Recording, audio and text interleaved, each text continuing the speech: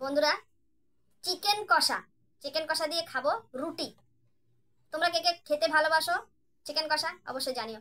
অনেক জায়গায় না দেখেছি যে চিকেন কষাটা ঝোল ঝোল করে দেয়, ঝোল করে তারপরে বলে যেটা কষা, কিন্তু আমার কাছে ওটা কষা মনে হয় না। কষা মানে থাকবে একদম গা মাখো গা মাখো, বা একদম শুকনো। এই দেখো, এটা দেখতে পাচ্ছ? এইভাবে দেখো, এরকম পুরো মানে একদম কষানো কষানো। তো এইভাবে আর একটু গ্রেভি থাকলে তো ভালোই লাগে, না হলে ভাত মাখবো কি দিয়ে? গরম ভাত গ্রেভি দিয়ে কষা মাংস খেতে ভালো লাগে। রুটি পরোটা এগুলোতে একটু ঝোল লাগে, এগুলো হয়ে গেছে একদম খালি খাওয়ার মতো। তবুও ইচ্ছা করলে একদম শুকিয়ে ফেলবো, একটু তেল তেল থাকবে গায়ে। ওরকম করে খাবার অনেক দিনের ইচ্ছে, তাই খাচ্ছি। ভালো হয়েছে। আগে করতে চেষ্টা করেছি, কিন্তু তখনও ঝোল লাগবে বলেই একটু ঝোল রাখতাম, কিন্তু যখনই খেতে যাই তখন মনে হয় না যে আমি কষার তরকারি খাচ্ছি, মনে হচ্ছে যে না ওই ঝোলালা তরকারি খাচ্ছি। কোনোটা একদম পাতলার টলটলে ঝোল, আর যদিও আমার টলটলে ঝোল ভালো লাগে খেতে, আর না হলে গামাকো গামাকো ঝোল, কাদো কাদো ভাব।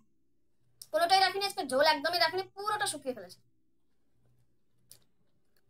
তো রান্না করে খেতে বসে গেছি, কারণ খিদে পেয়ে গেছে। এরপরে দুপুরের লাঞ্চ, এটা সকালের খাবার, সকালে খাইনি নাস্তা, সেটা রুটি দিয়ে খাচ্ছি। এরপরে দুপুরে খাবারে তোমাদেরকে দেখাবো পুরো গোটা চিকেনটা, রান্নাটা, মানে রান্না মানে চিকেন রান্নাটা দেখাবো পুরো।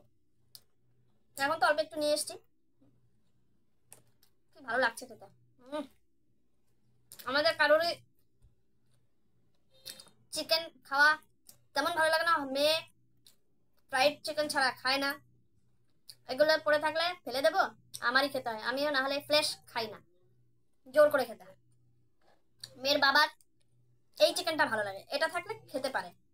ওরই রান্নার আজকে ওর ফেভারিট রান্না কষা, ওর মতো করে একটু রান্না করলাম। অন্য দিন তো সব তো মেয়ের জন্যই করা হয়, মেয়ের জন্য ভাজা করা হয়, ফ্রাইড করা হয়, মানে এই কেএফসির মতো।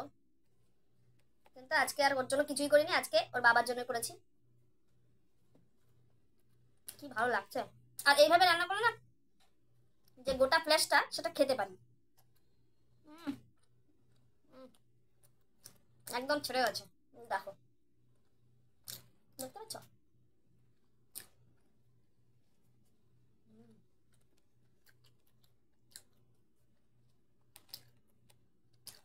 দারুণ হয়েছে। তো তোমাদের আজকে রান্নায় কি হচ্ছে, নাস্তায় কি ছিল, কমেন্ট করে জানি।